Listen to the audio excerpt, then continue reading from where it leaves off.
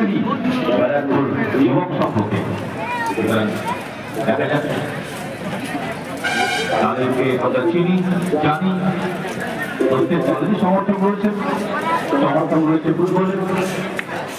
এখনো যারা মাঠে প্রবেশ করেছে তারা মাঠে প্রবেশ করে নিজের নিজের জায়গা পছন্দ মতো জায়গা বেছে নিন আর মুহূর্তের মধ্যে শুরু হয়ে যাবে প্রথমার্ধের খেলা সেমিফাইনাল প্রথম সেমিফাইনাল কৃষ্ণবর্ধন ম্যাচের পাশে শুরু হয়ে গেল